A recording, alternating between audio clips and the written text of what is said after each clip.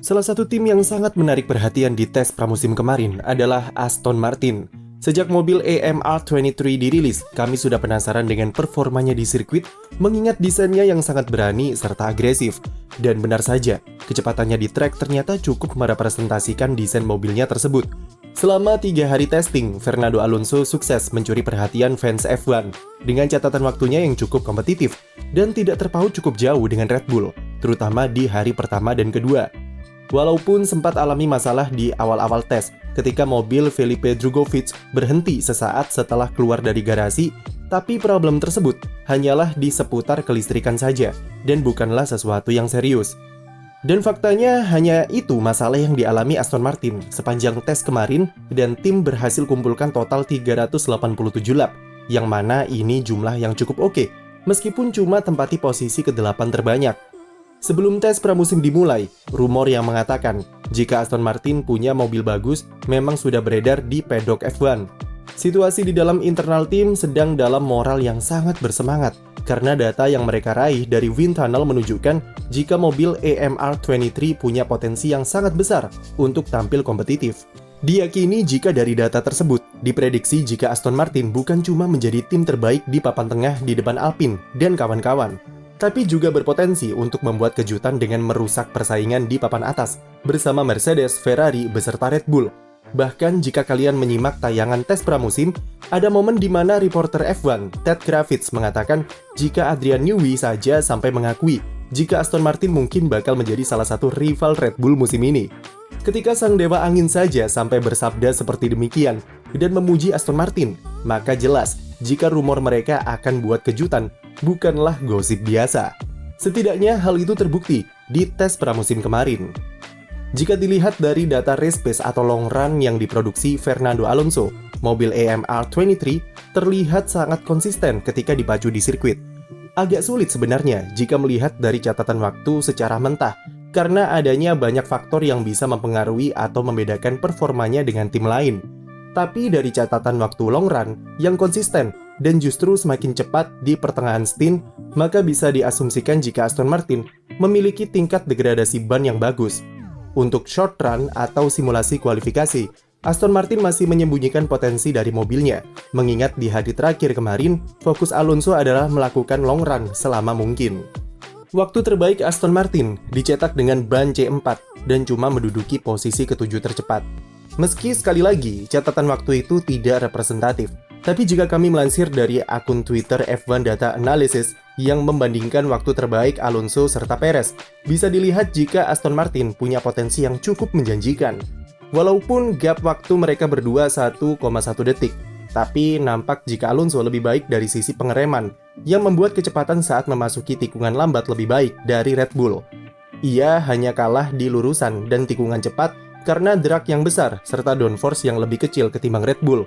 Itu menunjukkan jika mereka punya grip ban depan yang bagus serta cukup sensitif untuk memperkuat manuver mobil di tikungan lambat.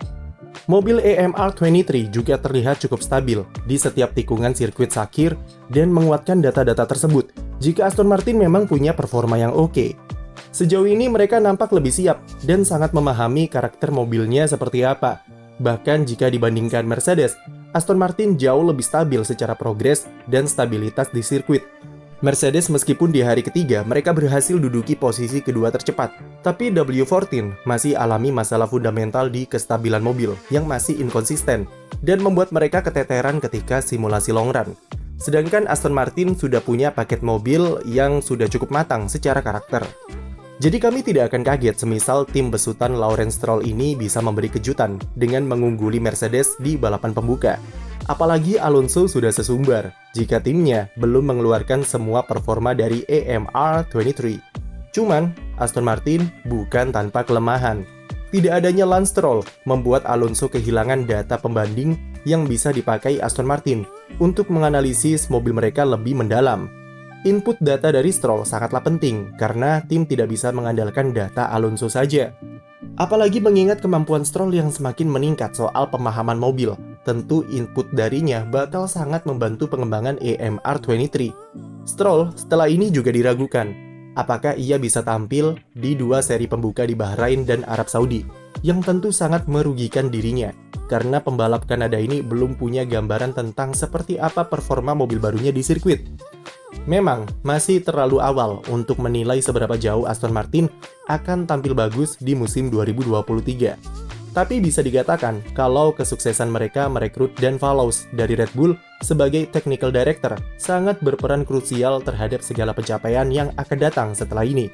Dan Fallows adalah mantan kepala divisi aerodinamika tim Red Bull dan sudah bekerja di sana selama 15 tahun. Selama itu pula, ia bekerja menjadi bawahan sekaligus murid dari Adrian Newey. Hal tersebut membuat Fallows paham betul bagaimana Adrian Newey bekerja dan bisa menerapkannya ke divisi teknis yang ia pimpin di Aston Martin.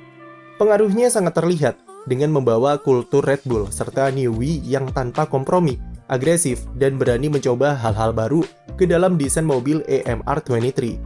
Fallows juga menerapkan kultur kerja yang terbuka, serta berorientasi pada kolektivitas semua anggota di divisi teknis. Red Bull menjadi tim yang superior seperti sekarang adalah karena kemampuan manajerial Newey yang juga sangat bagus. Ia tidak egois dan terbuka terhadap segala bentuk masukan yang dinilai bisa membawa sesuatu yang lebih baik ke mobilnya. Hal tersebut terlihat dari Newey yang hanya berperan langsung terhadap pembuatan suspensi RB18 serta RB19, sedangkan sisanya dikerjakan oleh staf-staf lainnya. Newey hanya turun tangan ketika dibutuhkan sentuhan-sentuhan detail untuk menyempurnakan desainnya. Inilah kultur yang akan Dan Fallows terapkan di Aston Martin, dan untuk sekarang hal itu nampak bekerja dengan baik. Ia akan bekerja sama dengan mantan kepala aerodinamika Mercedes yang juga direkrut tahun lalu, yaitu Eric Blandin, dalam mengatur alur kerja di divisi teknis yang mengeluarkan semua potensi yang bisa mereka hasilkan. Menurut kalian, bisakah Aston Martin tembus 3 besar di F1 musim 2023? Tulis di komentar, dan jangan lupa beri like dan subscribe untuk konten F1 lainnya.